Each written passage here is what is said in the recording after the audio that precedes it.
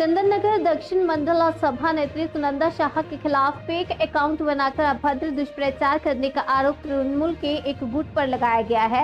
इस आरोप के आधार पर 5 दिन पहले चंदननगर दक्षिण मंडल सभा नेत्री सुनंदा शाह ने चंदननगर थाने में एक एफआईआर दर्ज करवाई थी, लेकिन अब तक पुलिस ने कोई कार्रवाई नहीं की। इसी वजह से आज दोपहर 12 बजे चंदननगर रानी घाट से थाने भाजपा नेता और कार्यकर्ताओं ने एक विरोध मार्च निकालकर थाने का घेराव किया। इस दौरान पुलिस के साथ हल्की झड़प भी हुई। बाद में आंदोलनकारियों ने चंदननगर स्टैंड रोड को करीब घंटों तक जाम कर दिया। इसके बाद भाजपा का एक प्रतिनिधि मंडल थाने में जाकर आईसी से मुलाकात कर उन्हें एक ज्ञापन सौंपा। जानिए चंदननगर महिला नेत्री प्रिया पात्र विश्वास इस पूरे मामले पर क्या कह रही है।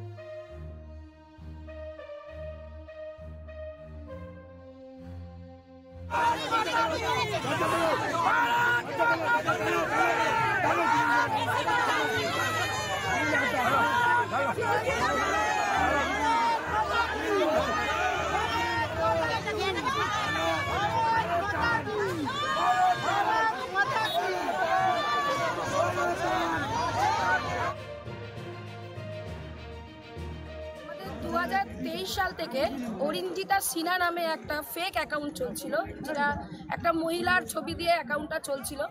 তো আমাদের ধারণা যে এটা কোনো মহিলা নয়, এটা কোনো আমাদের এগেনস্ট পার্টির কোনো চাল, যেটা আমাদের ভারতীয় জনতা পার্টির যে মহিলারা রাস্তায় নেমে রাজনীতিটা করে তাদেরকে নিয়ে, আমাদের রাজ্য নেতৃত্বকে নিয়ে নানান রকম খারাপ ছবি দেওয়া, তাদের নামের খারাপ মন্তব্য রাখা, পোস্ট করা দীর্ঘদিন ধরে চলে আসছে। এটা নিয়ে আমরা বারবার থানায় এসেছি, থানাকে এখানে আইসিকে জানানো হয়েছে। তারপর আমরা সাইবার ক্রাইমেও গেছিলাম, এটা নিয়ে এফআইআর করা হয়েছে, কিন্তু তারপরেও এটা নিয়ে কোনো রকম স্টেপ নেওয়া হয়নি। যেখানে আমাদের সুনন্দাদিকে নিয়ে লেখা হয়েছে, যেখানে আমাকে নিয়ে লেখা হয়েছে। আজকে আমরা চন্দননগরের যে মহিলারা, আজকে হয়তো আমাদের দেখে আরও 10টা মহিলা বেরোয় রাস্তায় রাজনীতি করার জন্য। আজকে আমাদেরকে নিয়ে যে এই জিনিসগুলো করা হচ্ছে, আজকে আমরাই সেফ নয়, তাহলে আমাদের দেখে যে মহিলারা এর পরে ভবিষ্যতে যারা আসবে তারা কি করে সেফ হতে পারে।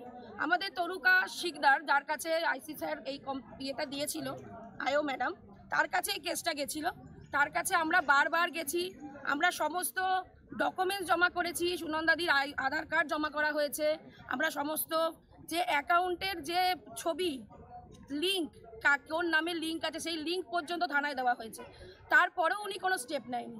এই লিঙ্কের একটা পোস্টে একটা ছেলে, ওনার নাম হচ্ছে মহেশ পোদ্দার, সে লিঙ্কটা শেয়ার করেছিল, ঠিক আছে। তাকে থানায় নিয়ে আসা হয়েছিল, তাকে থানায় নিয়ে এসে বাবা শোনা করে বাছা করে তাকে বুঝিয়ে বাজিয়ে আবার থানা থেকে ফেরত দেওয়া হয়েছে। তা আমরা ম্যাডামকে বলেছিলাম যে আপনি একটু বলুন, যে ওকে জিজ্ঞেস করুন যে কাজটা কে করছে। তো উনি বলেছেন যে এটা আমরা বলতে পারবো না, চাপ দেওয়া যাবে না, কোনো রকম চাপ দিলে যদি ও কিছু করে। তা আজকে একটা ছেলের চিন্তা করছে আয়ো ম্যাডাম, একটা মহিলাদের চিন্তা করছে না। আজকে আমরা যে মহিলারা রাস্তায় আছি, আমাদের ফ্যামিলি আছে, আমাদের সংসার আছে, স্বামী আছে, সন্তান আছে, আজকে যার মাকে নিয়ে এরকম লেখা হচ্ছে, আজকে আমাদের পরবর্তী প্রজন্মের ভবিষ্যৎ কি? আজকে আমাকে নিয়ে যে লেখা হচ্ছে, হয়তো আমার বাড়ির লোক, ফ্যামিলির লোক জিনিসটা না মেনে নিয়ে আমাকে বাড়ি থেকে তাড়িয়ে দিতে পারতো, সুনন্দাদিকে কোনো স্টেপ নিতে পারতো। আজকে আমরা যখন সেফ নয়, আজকে আমাদের সন্তানের দিকে যদি কোনোদিনও আঙুল ওঠে যে তোর মায়ের নামে এইসব লেখা হচ্ছে, তাহলে তার ভবিষ্যৎটা কোথায় গিয়ে দাঁড়াচ্ছে? যে পুলিশ প্রশাসনের কাছে আমরা সব কিছু জানাই যে আমাদের সেফ দেওয়ার জন্য, আমাদের গাইড করার জন্য যে পুলিশ প্রশাসন, তারা আজকে আমাদের চন্দননগরের মেয়েদেরই সেফ করতে পারছে না। চন্দননগরের মেয়েরাই সুরক্ষিত নেই, তাহলে আমরা বাইরের মেয়েদের নিয়ে কি লড়বো? আমরাই তো সেফ নয়। আইসি ম্যাডাম কি বললেন? আজকে আইসি স্যার একটু, আমরা যেহেতু এরকম ইয়ে হয়েছে, আর কি প্রোগ্রামটা করা হয়েছে, তো উনি বলছেন যে পুলিশকে কেন বলা হয়েছে। পুলিশকে আমরা কোনো কিছু বলিনি, পুলিশের নামে হয়তো আমরা চেঁচামেচি করেছি। আমাদের ধারণা যে পুলিশ কোনো স্টেপ নিচ্ছে না। পুলিশ যদি কোনো স্টেপ নিত তাহলে এখনো পর্যন্ত দোষী শাস্তি পেত বা দোষীকে অ্যারেস্ট করা হতো। সেই পুলিশ এখনো পর্যন্ত কেন কিছু করছে না, এটা হচ্ছে আমাদের প্রস্তাব। আমরা আইসি স্যারকে জানিয়েছি যে যত শীঘ্র পারে যেন উনি এর কোনো স্টেপ নেয়, কে করছে তার প্রতি যেন লিগ্যাল কোনো অ্যাকশন আসে। আমরা 2 দিন বলেছি যে আমরা ওয়েট করব। স্যার আমাদের প্রতিশ্রুতি দিয়েছে যে হ্যাঁ আমরা দেখব, এটাই কথা হয়েছে আইসি স্যারের সাথে। পুলিশের সঙ্গে ধস্তাধস্তি কি কারণ?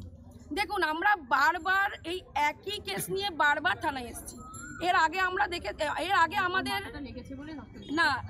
আমাদের লড়াইটা এর আগে আমাদের লড়াইটা ছিল অন্য একটা পার্টির, কোনো পার্টির এগেনস্টে। কোনো মেয়েকে ধর্ষণ করা হয়েছে তার জন্য আমরা রাস্তায় নেমেছি, কারোর কোনো ক্ষতি হয়েছে তার জন্য আমরা রাস্তায় নেমেছি।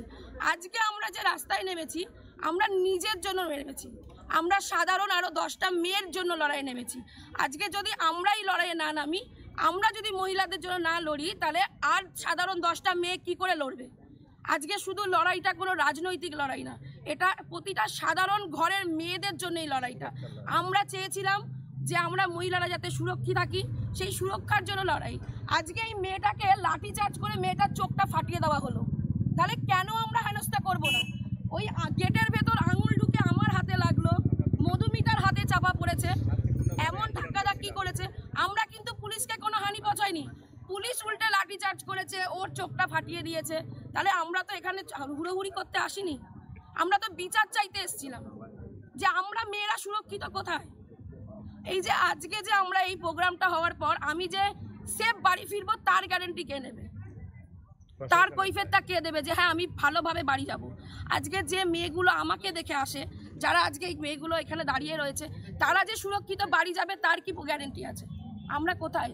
এই সুরক্ষা, যাতে মহিলারা সুরক্ষা থাকে তার লড়াই আজকে আমরা এই থানায় এসেছিলাম। আমাদের থানা ঘেরাও কর্মসূচি ছিল আজকে। আমরা, আমার নাম পিয়া পাত্র।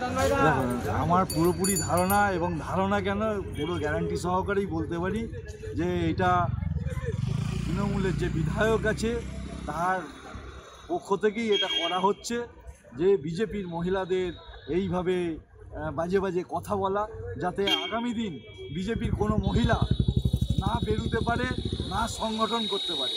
এটা পুরোপুরি চাল। তবে আমরা আজকে থানার সামনে বিক্ষোভ করেছি, আগামী দিন এই যে শাসক দলের যারা এই ধরনের কাজ করছে তাদের অবিলম্বে যদি অ্যারেস্ট করা না হয়, আমরা এরপরে বিজেপির তরফ থেকে বৃহত্তর আন্দোলনে নামব। নাম